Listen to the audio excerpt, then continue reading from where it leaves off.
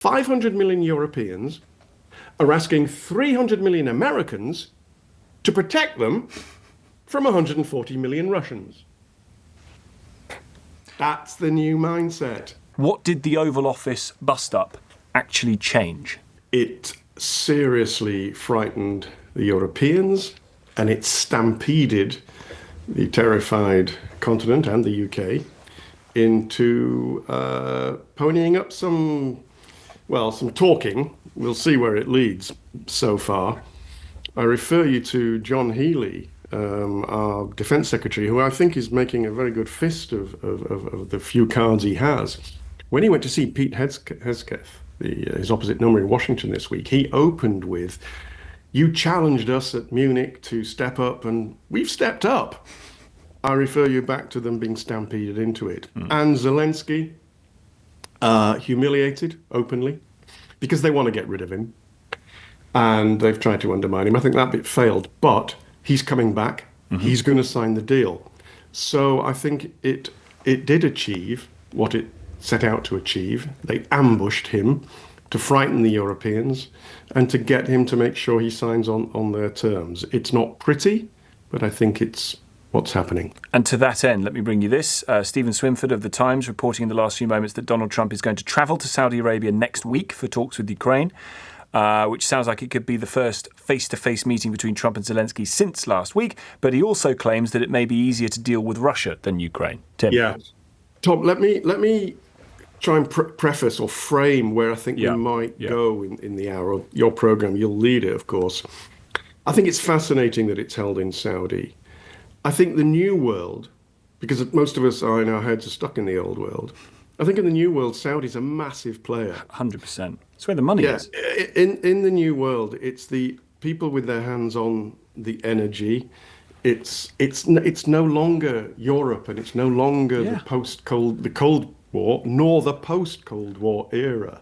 And I think that partially explains why these talks are being held in Saudi Arabia, because the Trump administration wants a good relationship with the guys with their hands on the tap of the oil. And also, sorry, I am going to get to your call, IO, but every time Tim has opened his mouth, it's very interesting. I remember being in cabinet meetings in 2017 as Mohammed bin Salman was coming in Saudi Arabia, where a lot of talk was given to, he's sort of Western-ish, and there could be a liberalisation of laws in Saudi Arabia, and we could try and get him to be a bit more like us. Reality is, we've had to ditch the values-based foreign policy because the world is not bending to our liberal order. Far from it. That's what's happening.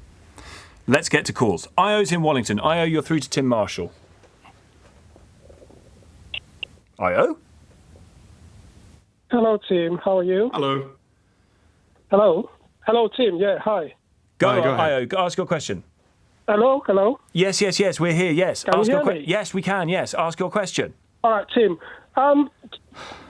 All right. Hi, Tim. Okay. Yeah, Tim. Do you think Trump's threat to place sanctions on Russia is genuine? We got there. Tim. Yes. I mean, it's a good question. Does he mean it? I mean, let's be fair. We can't be sure. He's good at playing the madman. But I refer you to January the 22nd. Some people are saying today, what an about face. It's not. On January the 22nd, 2 days after the inauguration, Trump said, and if Russia doesn't come to the table, they're going to find things really tough. And then he said, we can do it the easy way, or we can do it the hard way, meaning to Moscow. So he did say he was going to do this. Secondly, Keith Kellogg, his envoy to Ukraine, who's, I think he's getting sidelined, but leave that to one side. Just last week, Kellogg said, on a scale of 1 to 10 on how much suffering Russia has on sanctions, it's 3 out of 10, and we can dial it up to 10. Now, I don't know how much more they can do, but I don't see this as a volte-face. I'm not being wise after the event. I actually tweeted this afternoon, I think at some point the heat's going to come on Moscow. Mm-hmm. I didn't think it would be 20 minutes later. So direct line.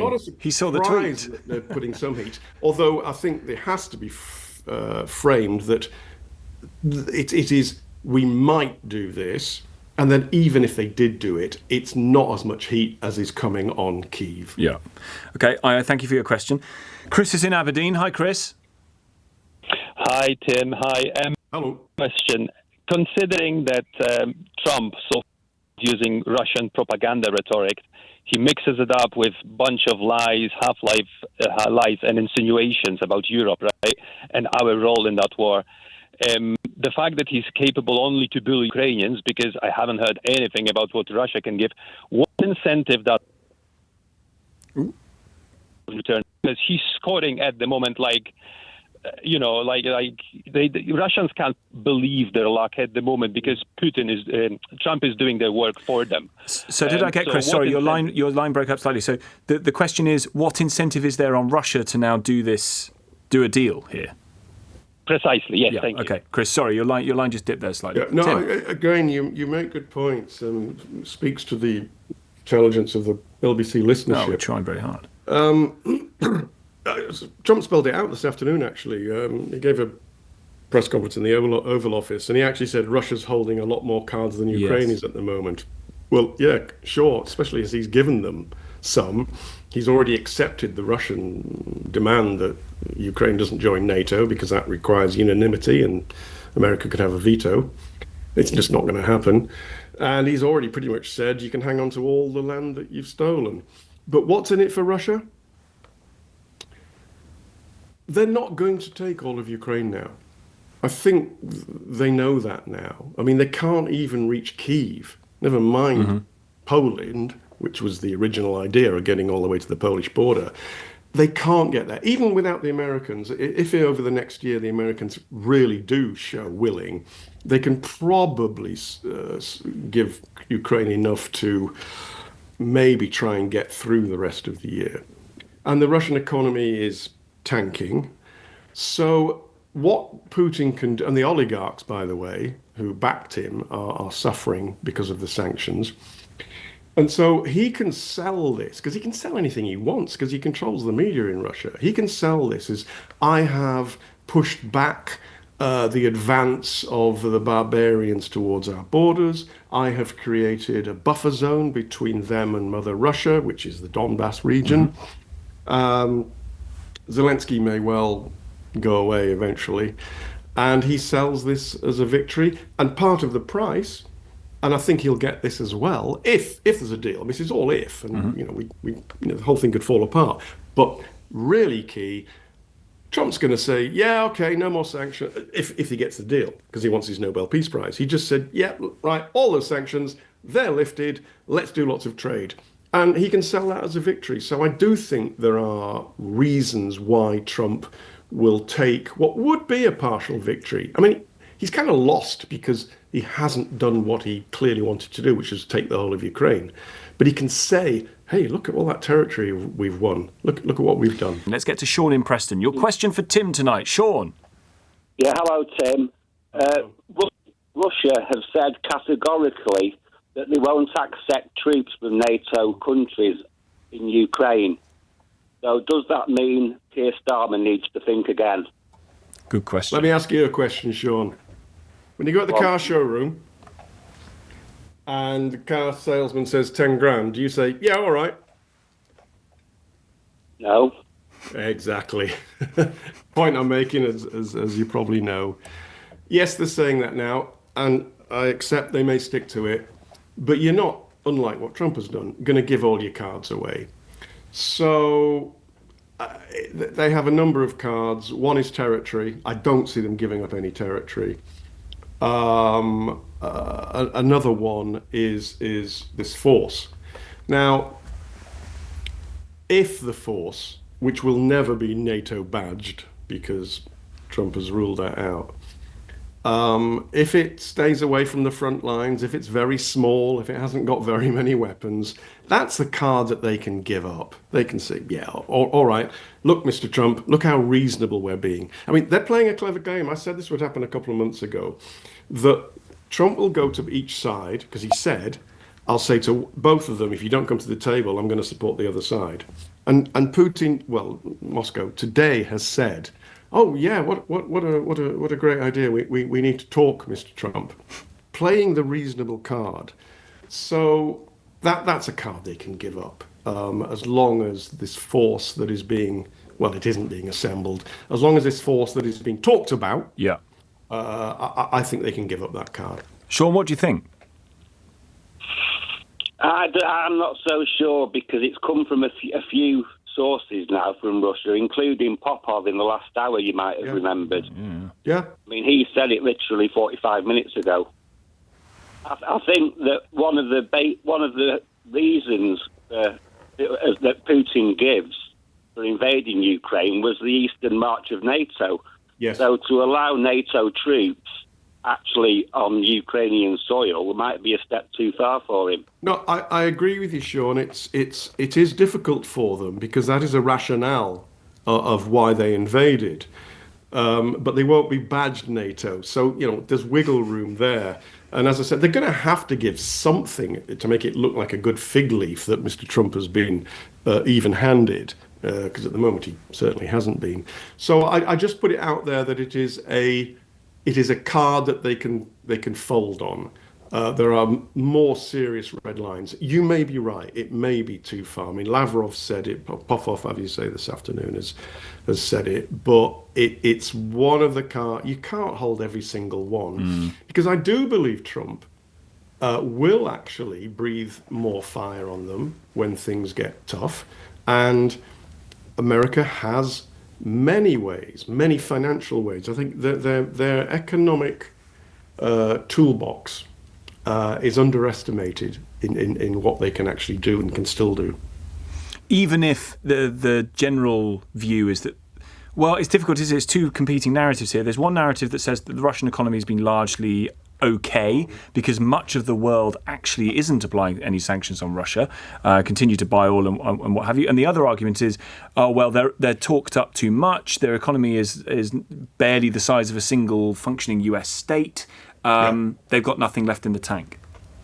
Okay, you're right. Their economy is less than Italy's. They are not an economic superpower, but they do have oil and gas. But forget the ordinary Russian people. They will, the weak will suffer what they must and the strong will do what they will. But the oligarchs are squeaking. They're not happy. And they're the ones who, helped to put him in and bankroll him, and he's certainly very, very, very, very rich. So let me give you an example, Tom, of what happened in December 2022, so about 7 months into the war. One morning, the US Treasury Department stuck up a new paragraph on its website, just one paragraph of text. And basically what the text said is, we have suspicions about any Russian oil that is in a tanker going through the Bosphorus Strait, which might be sold for above something like $60, whatever the cap they put on it.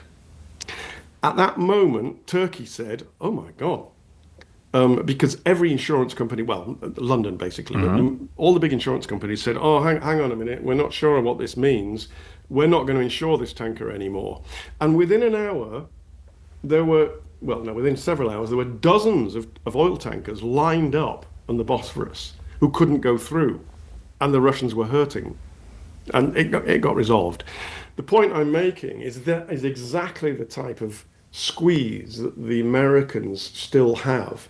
They've got a hell of a lot of economic tools to squeeze, well, whoever they want, because for better or for worse, the entire post-Second World War economic order was written by them. And those sanctions may well be to come, as Trump has tweeted or truthed, I don't know, in the last... Maybe. We'll see. But again, he's got that in the toolbox to threaten. Very interesting. Sean, thank you for that. Gareth is in Kirkcudbright in Northern Ireland. Actually, Gareth, you want to talk Turkey? Indeed, absolutely. Tom and Tim, I'm absolutely delighted on a Friday evening that Zelensky is not going back to Washington after this time next week. So I'd rather see him go to Saudi Arabia than go to Washington to sign anything. But at the same time, I do not think that we can ignore Turkey, as Tim was just saying there. Turkey was involved in the 5 or 6 point peace plan. They had a couple of goes at it at the start of the war. From a strategic point of view, they have said that they acknowledge the territorial integrity of Ukraine largely, and they want to protect security around the Black Sea. So how can we have Saudi Arabia and not have Turkey involved? And after all, Turkey is also a NATO country as well, Tom and Tim. Well, A, like Tom and I, you know how to spend your Friday nights. And B, you're right about Turkey. Poor man, don't judge him on the basis of one phone call. Sorry, Turkey never gets the coverage that absolutely not deserves. And as you say, NATO member. Okay, on Turkey, you're right. Erdogan has played a fairly good hand over the past 3 years. He did exactly what you said. He hasn't recognized Russia's sovereignty over Crimea, etc. And in fact, they've sold a lot of drones to Ukraine, which is a key part of this war and every coming war from now on. And he negotiated the grain deal, which genuinely alleviated the possibility of tens of thousands of people starving. And that was a Turkish deal. And where they are now, their position in this at the moment is with the Europeans. It's pretty obvious that if a non-NATO badged, I don't know what you're going to call them, reconnaissance force, stabilization force, does end up in Ukraine, and there's a hell of a long way to go before then. And let's remember, if there's no American backstop, there's no European force because we're too weak to operate without them. Then Turkey will pony up, I think, quite a lot of troops and perhaps some of the money. So Turkey, I think that's Turkey's role in it at the moment. That they will try to play, we're not on anyone's side. We've got these great relations with my big buddy Vladimir, but we also have great relations because we're European and NATO. And so that's Turkey's role in this to try to act as the. So you can see Erdogan as taking Ukraine's side territorially, as it were, and not recognising Crimea as Russia. But at the same time, I've been on holiday in Turkey the last few years. They've never piled in on the sanctions, have they? Yeah, they've not piled in on the sanctions, and they're still buying Russian oil because most of the petrol stations you passed are Lukoil or Russian. Yeah, exactly. Very interesting for them. Gareth, great question. Thank you very much indeed. You do know how to spend your Friday night, and it's on this programme asking Tim Marshall questions about the way in which the world is going. Jim's in Watford. Jim. Hi, Tim. Hi, Tom. It's just a question, really, regarding the Budapest Memorandum and whether there's any indication that Trump feels that there's any obligation towards honouring it. No. None whatsoever. Did we? Yeah. Did anybody who signed? Sorry, in case anyone doesn't know. Yeah, thank you. Oh, my God. Half of the Soviet nuclear missiles, where are they? They're in Ukraine. Therefore, they're Ukrainian. Well, we don't want half of this, all these nuclear weapons. So they agreed to give them up with the guarantee, don't worry, you give them up because we will protect you. And we betrayed them. And so, no, none. That's actually the easiest question we're going to get tonight. Thank you, Jim. And Jim, what do you think that therefore means? If the answer is no, what do you think is the effect? Well, I think it weakens Ukraine. I mean, you could argue that France and the UK, who were co-signatories of it, are to the nth degree, contributing towards Ukraine defence. With the latest news in the last week, since Trump's come into office, stopping supplies and also sharing of intelligence. So you could actually say that, Trump has definitely moved away from it, not even acknowledging it. And therefore that moral compass doesn't exist anymore. And this is purely down to a transaction. Tim. Let me. I mean, you said at the beginning, Tom, that sometimes get beyond the headlines, behind the news. That's where I live. That raises a really good point. You mentioned values there, Jim. Frame the whole thing like this: if there are no more values, according to the current American administration, no more shared values with the Europeans, because the whole strategic relationship was based post-World War II on shared values and defense of democracy, but also American interests. So if it is no longer in America's interest to be bothered about Europe, And if Russia has proved it cannot dominate the entire continent and reach all the way to the Atlantic coast, so I'll try and be brief on this, but the Americans entered World War I in 1917. They didn't want one European country dominating the whole continent, getting to the Atlantic coast and potentially threatening them. World War II, it's a similar deal. The Cold War, it's a similar deal. Now, it's a similar deal. But what Moscow has done is proved it probably can't get there. So if it can't get there, and you no longer have these shared values, you don't need Europe. So I think that's where we are. And I think what the Europeans have to do, I mean, some people just say junk the whole thing and pay for ourselves. I think, no, pay for ourselves, stop having our nose wiped and our hand held by the Americans, but somehow stay in the alliance, hoping that this is an aberration and that we can continue in a joint shared value partnership. If we can't, if Biden was the last Atlanticist president that America's going to have in our lifetimes, okay, we need to be prepared and move on. But I don't think we should junk it now. But values at the moment they're out the window. And if J.D. Vance becomes the Republican nominee to replace Donald Trump, this isn't going to happen. And the Republicans are in a position. It doesn't matter what he says; it matters what the economy does. Richard is in Royal Tunbridge Wells. Hi, Richard. Hello there. My question is, it may sound like buying into conspiracy initially, but please bear with me. And I say this without knowing what Trump's ultimate objective is, besides possibly trying to please a strongman that he admires. Do you believe that there's the possibility that we should consider that with Trump's trade wars, which he's beginning, and we don't know how much further they'll go, what other nations will be targeted, his declaration of taking back the Panama Canal, etc. This is all a lead up towards having an excuse at some point in the future to drop all sanctions against Russia and start a trade agreement with them, ultimately benefiting Putin and the US when they're in a difficult position because everyone won't trade fairly with them, quote unquote. Richard, I don't think that's a conspiracy theory question. I think that's a good thinking. Yeah. I think, you know. No, I'm with you. I don't think that's a conspiracy theory. There's lots of them. That's why I choose not to believe them, because only one of them is true, and I have no idea which one it is. Certainly not the lizards one. Really? Carry on. Sorry, we're going deep into it. Okay, no, you make a good point, and I'm glad you brought up the Panama Canal, because it didn't make any headlines this week. This week, the Panamanian Attorney General suddenly announced that he said, you know what? That contract that Chinese company has with the ports at each end of the Panama Canal, I'm not sure that's constitutional. I'm not sure that. I'm going to recommend to the Supreme Court that they're annulled. Wow. And why would he say that? He's had years to think about it. And then Trump says, I want the Chinese out of the place. And so he says that.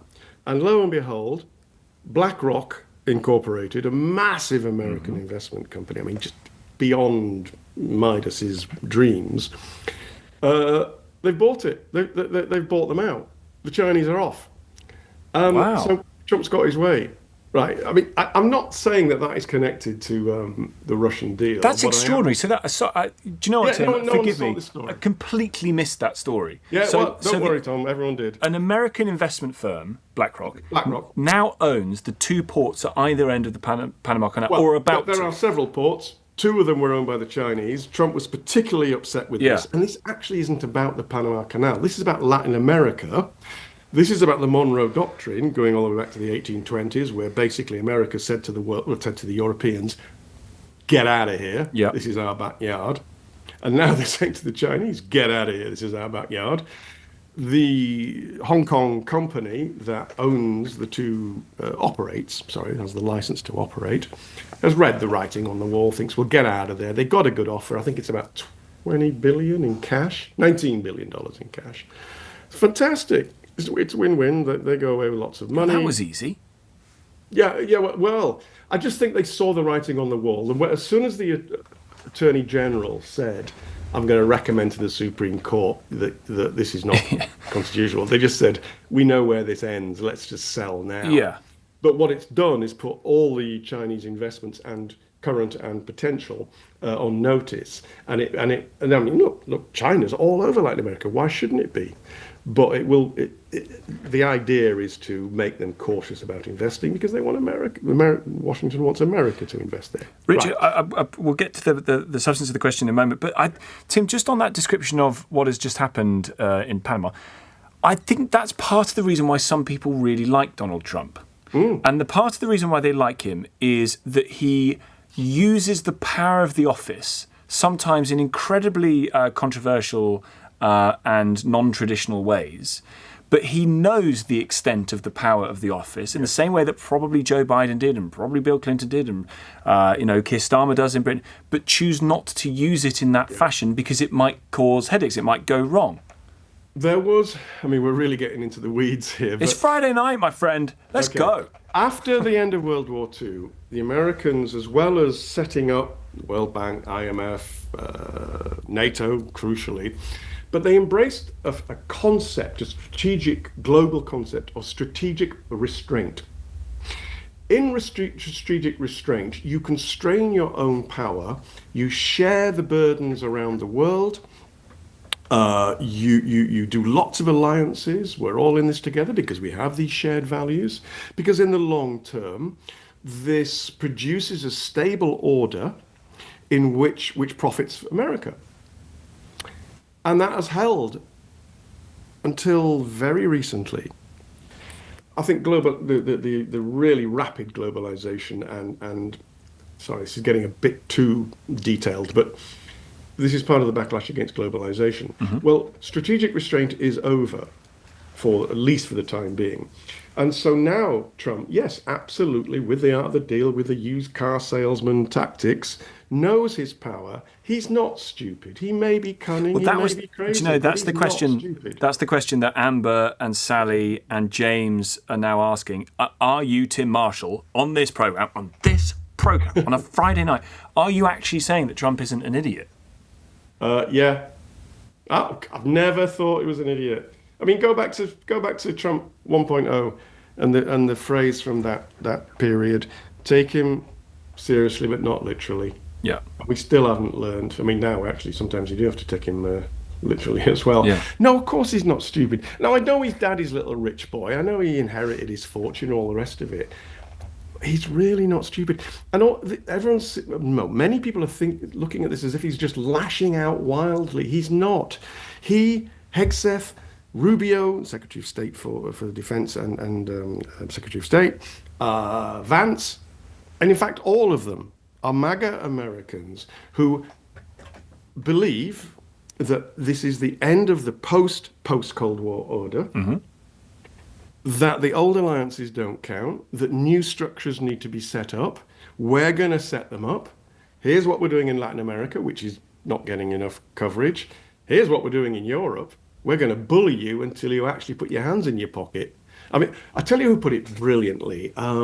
Tusk, Prime Minister Tusk of Poland. This week he said, 500 million Europeans are asking 300 million Americans to protect them from 140 million Russians. That's the new mindset. That's the new mindset all over the place. He's not stupid. He's just in a different paradigm. Yeah. He is busy trying. I'm not saying he's going to work. I'm not saying he's nice.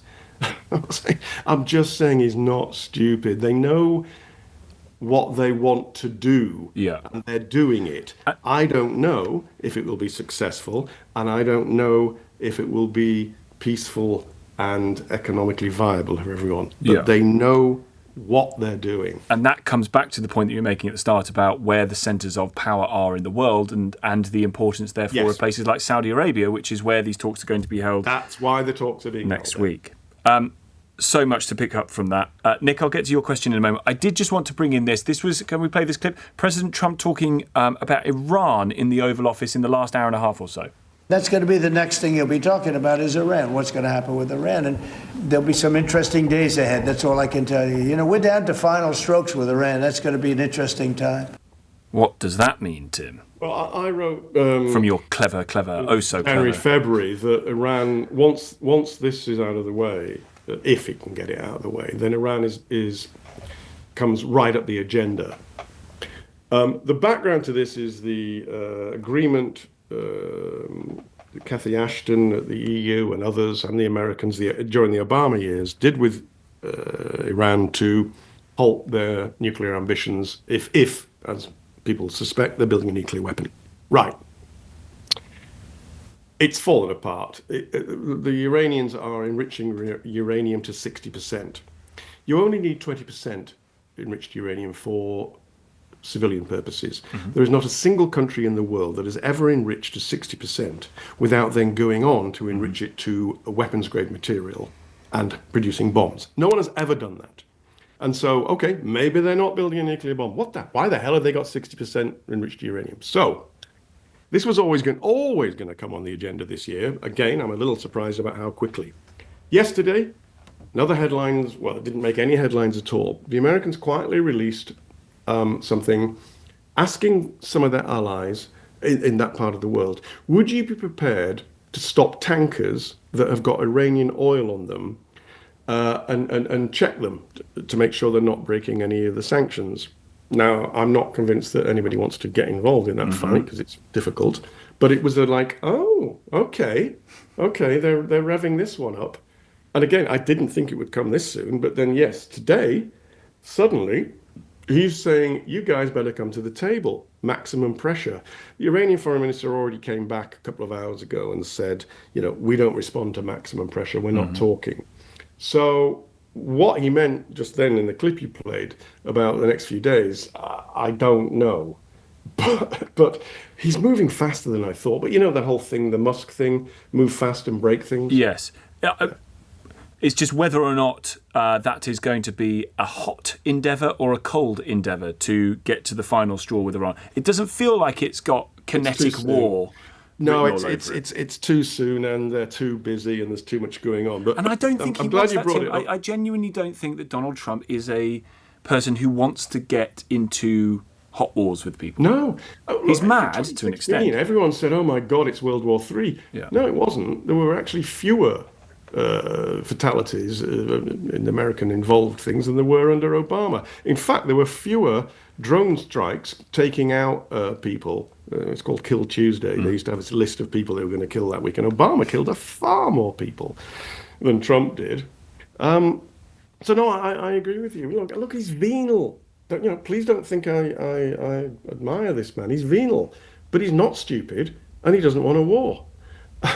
So I don't think they're ready yet, but I think he will be having maximum pressure, which brings us to Saudi Arabia. There are many reasons to hold these talks there. One is which I want to keep alongside MBS, the new young Mohammed bin Salman, Crown Prince, for a number of reasons. A, bring them into the Abraham Accords where they make peace with Israel, because there's an awful lot of economic deals to do when you have this economic triangle between Israel, Jordan, and Saudi Arabia. You could make huge sums of money, and lots of people could be quite wealthy, including ordinary people. Jack. Second. Oh, sorry. Go on, Tim. Second. Sorry. I'll only do two. I could do about 9 or 10, but we've got second, and equally importantly, Saudi needs rapprochement with Iran and vice versa. Who supplies Russia with the vast majority of their drones? Iran does. So you need to be talking to the Saudis about this, and part of any Russian deal will be a side hustle with the Iranians. We're going to breathe fire on you, not to give any more drones to Russia, because that would really screw them up in their war with Ukraine. There's just so many moving parts. But when you see that they're holding the talks in Saudi, it's easier to see them coming together. Jack's in Dagenham. Jack, your question to Tim Marshall, foreign affairs analyst and great guy. Hello, Tim. Except for the Leeds thing. Two quick questions about political leverage. I'm shocked that the Europeans don't use it, and I'm shocked that the Middle Eastern countries don't use it either. And that is, in the case of Europe, tell Donald Trump, if he doesn't support Ukraine, then they will abandon Israel, both economically, militarily and diplomatically. In the case of Iran, it seems like that he's drumming up the possibility of allowing the Israelis to bomb the Iranian nuclear facilities. With what he said about what he's going to do with Gaza, I think the Middle East countries should say they're tired of this and they're going to prevent America using Jordanian airspace, because I'm sure the Iranians will retaliate. The Israelis would first abandon Israel. Hang on a sec, Jack. We got it. Yeah, we've got a lot to get through. Look, the Israelis would blink a few times and wince a couple of times, and then they'd move on. They are not dependent upon us. But, however, they are one of the greatest tech countries in the world, and we would seriously, tech would suffer without them. What Europe hasn't got is hard power. No. It fooled itself into thinking that the Americans would always be there for them to wipe their nose. They've been pathetic for 30 years, and only now are they starting to talk about it. It wouldn't matter that much if we did stop support. There's just so much to get into about why Europe has been so pathetic over 30 years, but we've only got 9 minutes left. But on the Iranian nuclear facilities, I mean, Netanyahu's talked about hitting those forever. Yeah. Yes, they haven't been in a position to do so, but last year's, when Iran fired all those hundreds of missiles at Israel last year, and Israel then responded, it was really interesting because they clearly managed to refuel. And that was a big question. Could they get there and back? And they've answered the question. They have. They've dismantled most of Iran's air defenses, and it's going to take more than this year to get them back. So they're pretty naked. And it's not really fair to say, the big bad evil Israelis. The Saudis would be quite happy for that to happen. The Jordanians wouldn't exactly be unhappy if it happened. The UAE would be okay with it. In fact, half the Middle East would be absolutely fine with that, because they don't want an Iranian nuclear bomb either, because if Iran gets a nuclear bomb, Saudi's going to get one. Yeah, and if Saudi's going to get one, you can't really frame it as the Israelis. It's half the region. Let's get to Howard in Greenford. You want to talk Middle East too, Howard? Hi. Yeah. Hello, Tim. How is Trump and the rest of the world, how are they going to resolve the Gaza situation, and how long will it take, in your opinion? Yeah, well, thanks.